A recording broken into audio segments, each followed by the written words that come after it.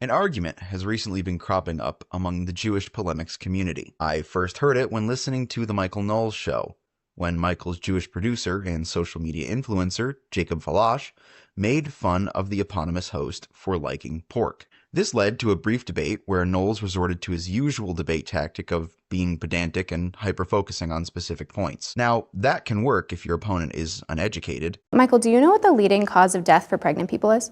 Pregnant people? Mm-hmm. Mothers?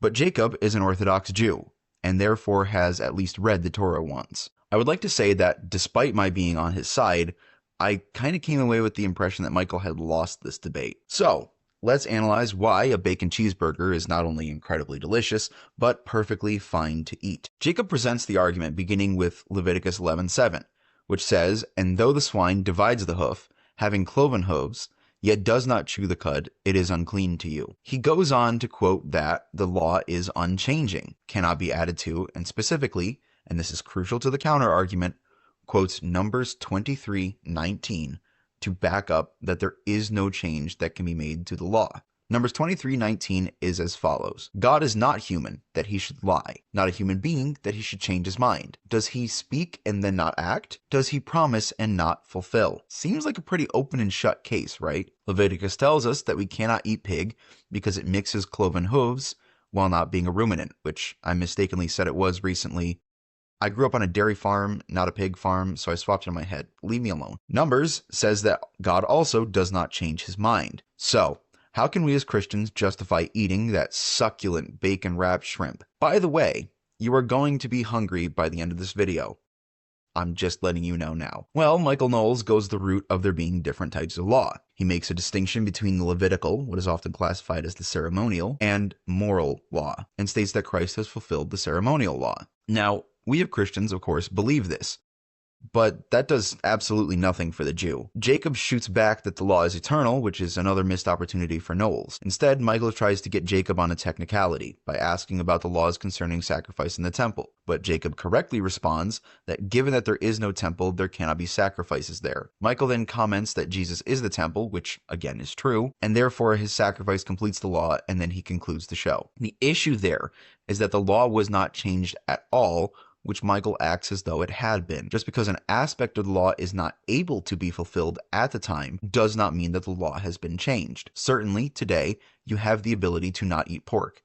In fact, you do it for most of the time that you are alive, unless you are just constantly eating bacon, in which case you will have an incredibly great, really short life. You are always theoretically able to act out that part of the law, but you cannot sacrifice in the temple if there is no temple. Now, the rest of what Michael said is true. Christ is indeed the temple and fulfills the law through the new covenant, but that again means less to the Jew than Paul's old works mean to him in Philippians 3. If you know, you know. So how do we appeal to the Jewish sensibilities? Well, let's look back at Numbers 23:19. God is not human that he should lie, not a human being that he should change his mind. Does he speak and then not act? Does he promise and not fulfill? Now, Jacob quotes this to say that this means the law cannot be changed at all. But in doing so, springs a trap for himself. If we are going to say that the introduction of new laws is equivalent to God changing his mind, then the introduction of this Levitical law would be God changing his mind. We find no scriptural precedent before the giving of the law that pigs are forbidden to be eaten. From the time of Adam to Moses pre-Sinai, pigs are not mentioned as forbidden food.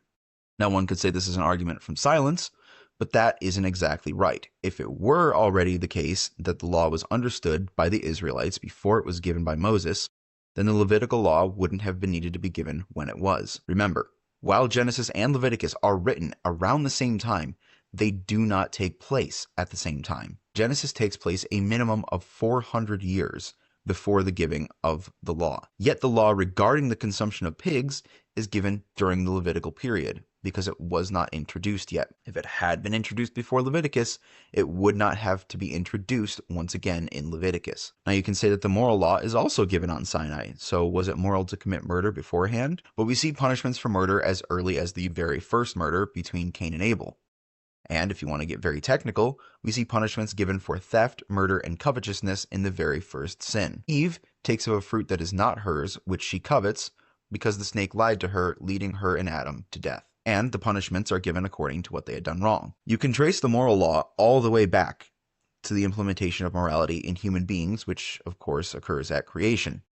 This is the idea of Romans 2:14-15, when Paul says, "Indeed, when Gentiles, who do not have the law, do by nature the things required by the law, they are a law for themselves, even though they do not have the law. They show that the requirements of the law are written on their hearts, their consciences also bearing witness, and their thoughts sometimes accusing them, and at other times even defending them." I do not believe Jews who have the law would argue that Gentiles who do not have the law are not still held morally culpable for their murders, thefts, rapes, etc. But I do think the Jew would agree that if the Gentile who does not have the law eats pork, he bears no moral guilt because he does not have the law. If the Levitical law did not extend into the times of Genesis, just as the moral law does, then we would have to say that anybody who has ever eaten pork is sinful, even if they did not possess the law or knowledge that it was sinful. This, however, is only half of the argument. The second part of the argument is a question of creation. Did God make pigs unclean from the beginning of creation? In Genesis 1, when God forms the creatures that walk upon the earth, were there animals that are unclean at the time? I don't mean animals that later became unclean. I mean, were those animals that existed in that moment unclean at that point of creation? And the honest answer would have to be a no. So, if God did not make the animals unclean from the moment of creation, the law is a deviation from God's original design.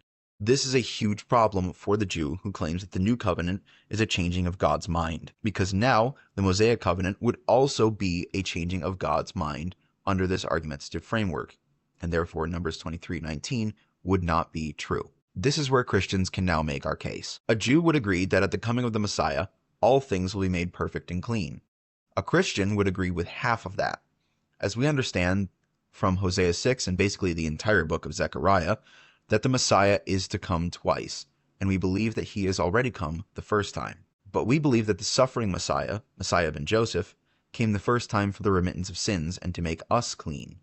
In doing so, he also cleanses creation, making all things clean, as is made clear in Acts 10 and 1 Timothy 4:1-5, which says, "The Spirit says clearly, in later times, some will abandon the faith and follow deceiving spirits and the things taught by demons. Such teachings will come through hypocritical liars, whose consciences have been seared as with a hot iron. They forbid people to marry and order them to abstain from certain foods, which God created to be received with thanksgiving by those who believe and know the truth. For everything God created is good, and nothing is to be rejected if it is received with thanksgiving, because it is consecrated by the word of God and prayer." God, through the Spirit and the completion of the law in himself, has made all things good once again.